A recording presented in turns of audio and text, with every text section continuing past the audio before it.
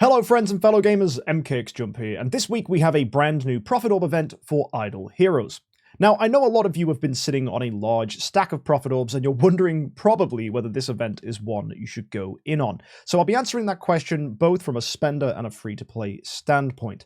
As well, if you need one-to-one advice in Idle Heroes, come join us on a Tuesday where we do account reviews. You can submit your account, we can talk about the things you're struggling with, and I can help you with future or current things you're struggling with. If you want to get yourself immediate access to that, you can join our Discord. You can find a link for that down below, and also consider backing me on Patreon. The account channel will open up on a Tuesday on Discord. Submit your channel and join us on Twitch so I can help you one-to-one. If that's interesting, I'd love to see you on a Tuesday. Anyway, let's go ahead and check out this week's event for Idle Heroes.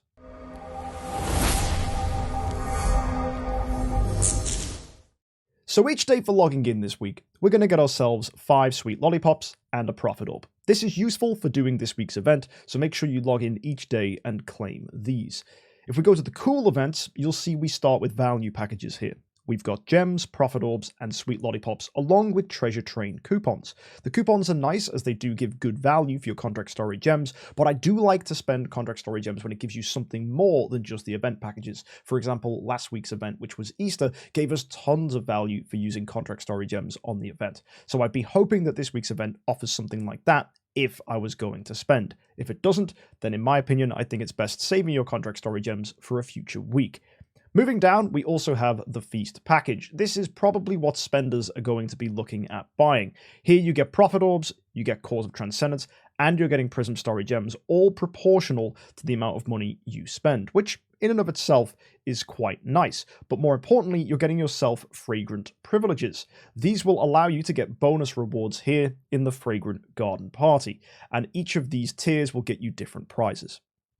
Tier 1 is going to get you access to the Transcendence Material Chest, which offers either Stellar Shards or Crystals of Transcendence, and there's a lot of those up for grabs here. Look, there's as many as 20 different tiers here, and it actually exponentially increases towards the end.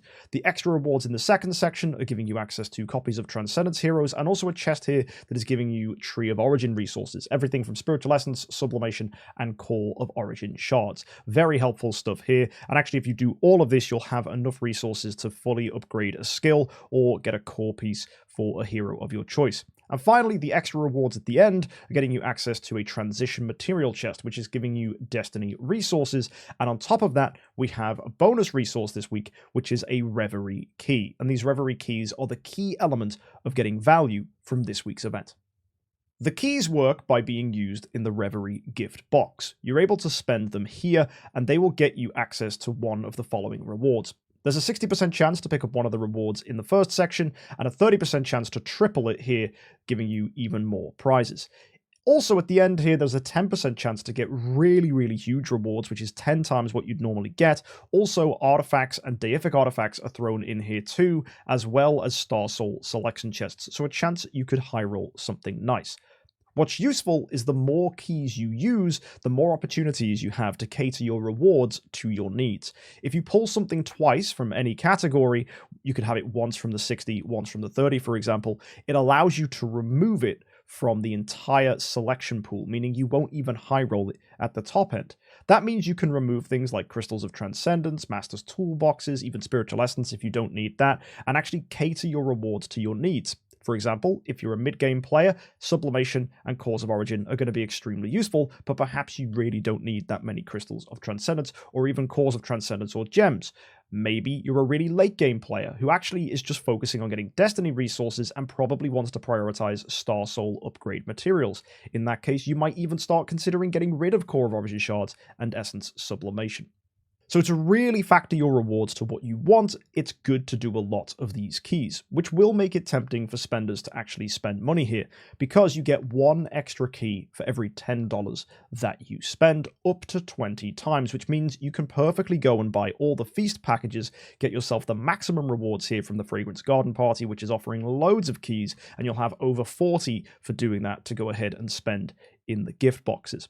The only thing I don't like about Reverie gift boxes is that, first of all, a Fragrant Garden Party normally doesn't cost you $200 to unlock. Normally you can do this with a relay that costs $130, so already we're spending $70 more than normal.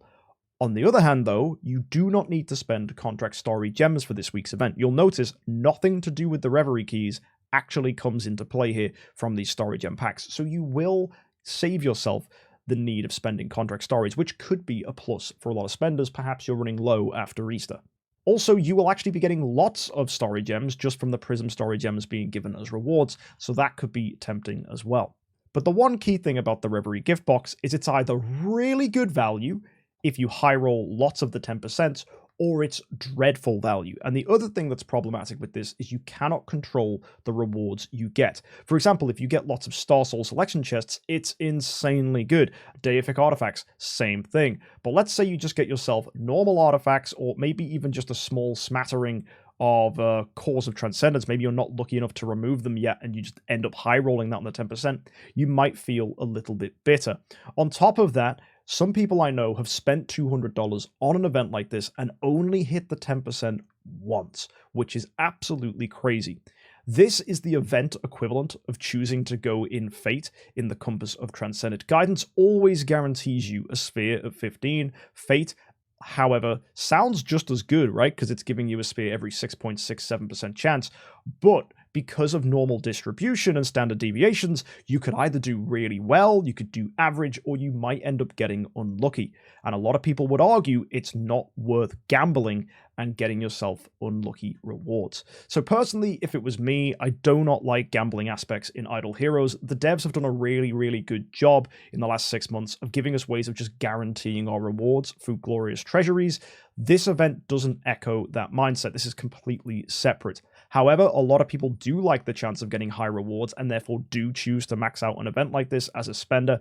And if you do choose to do that, I understand. However, you do have to go ahead and spend 640 profit orbs, which is quite a tall order. But if you're a big spender with lots of profit orbs on your account and nothing else to do with them, this may be a tempting use of $200. Would I recommend this for people trying to play extremely optimally? No. But if you're just a spender who wants to eke out as much value and progress as you can, then chucking $200 here may make sense. It's all about your finances and how much risk you want to take with your money. Generally speaking, though, I know that the community is divided about events like this, but if you get burned on an event like this, you will generally feel a bit bitter, and I personally do not see the joy in gambling this and ended up getting a low roll. The other thing is events like this roll around quite frequently, so if this is happening every month and you're gambling every single month, you're eventually going to have a bad time in an event like this, so just bear that in mind. This event is not always going to play in your favor. All that said, there is another option if you're a free-to-play player and you're sitting on a massive stack of profit orbs. Let's say you have over 1,500 profit orbs, which is enough for 2 events and a half. That's a heck of a load. You might be tempted then to spend your profit orbs in this week's event, and I'd agree. If you've got a stack of 1,500 and you don't know what to do, I would genuinely spend them. You get some profit orbs back, and you're getting a bunch of Reverie Keys for doing so. You get 3 here, make that 4, make that 5, make that 6, make that 7. 7 Reverie Keys, there's a pretty 50-50 chance from that, if you look at the maths, of actually getting yourself a 10% top reward. You have very little control over what that's going to be. You're lucky if you can remove any of this. And you never know, though. You might just walk away with an Origin artifact. You might walk away with Aurora shards. And honestly, those profit orbs are probably burning a hole in your pocket if you have over 1,500. I know plenty of free-to-play players who have been waiting ages for a good profit orb event, so this could be a tempting way for you to spend them. However, you can just save them. If you only have 640, I absolutely wouldn't do that, because there is a chance that DH Games give us a really good profit orb event in the future. It just has been such that we've had heroic summon events on a lot of the big events recently, and when we've had one that isn't one, it was actually, I think, wishing coins. So maybe we're due a good profit orb event coming up in the summer. So personally, if I only had about 600 profit orbs, I would save them. I think it was only if you have somewhere around 1,500 or higher would I actually consider dropping profit orbs this week.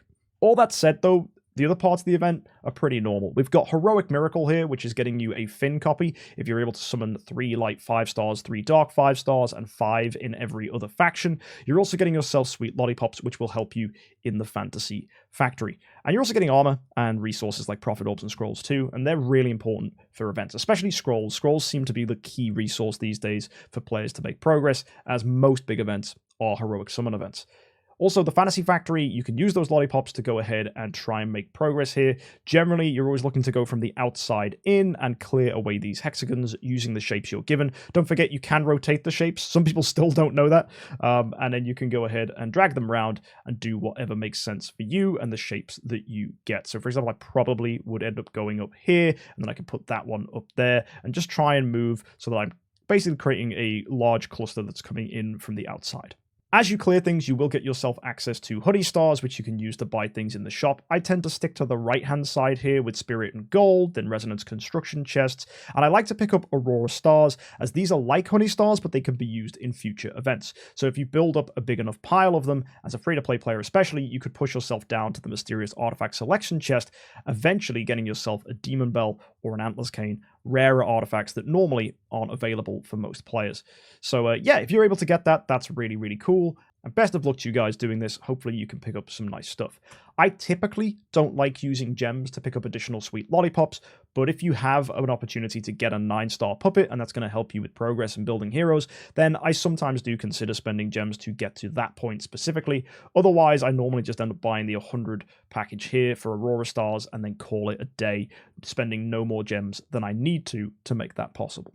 You'll eventually also, when you get to 9 out of 9, reach a jigsaw stage, which is a guaranteed bunch of stars, because you basically get given a puzzle, which is solvable. You can find solves for that in many of the discords for the Idle Heroes community. Just go ahead and hop in one and ask people, how do I solve this? Or just use your brain and figure it out for yourself.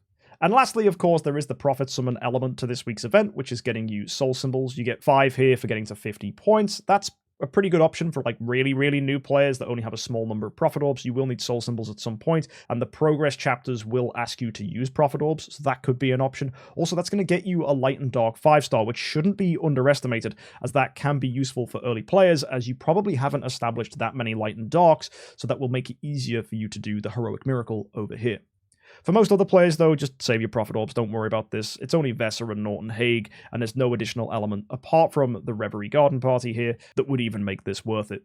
So oftentimes, I don't really consider what's being given from the Prophet Summon prizes as useful, because mainly it's the other bonus parts about the event that make it worth it, and I think there are probably going to be better prophet orb events in the future. Next week's event is going to be the Sky Labyrinth with a mysterious chest event and a Wish-In fountain event, giving Gustin as the hero reward. Hopefully they'll add some additional elements to this event, making it a bit more interesting, because as it stands, this is a bit of a mediocre event. Perhaps, though, we will get something really nice, so hit that subscribe button so you don't miss the event review for next week to make sure you're up to date with everything you need to know for the week ahead in Idle Heroes. Hopefully you found this video useful and know what to do for this week. Most people will probably do nothing, but if you are planning on using prophet orbs because you have a massive stack, let me know in the comment section down below if you get anything nice from the Reverie Keys. I'll see you next time, guys. Have an amazing week. Don't forget to join us for account reviews on a Tuesday, and as always, look after yourselves and happy idling.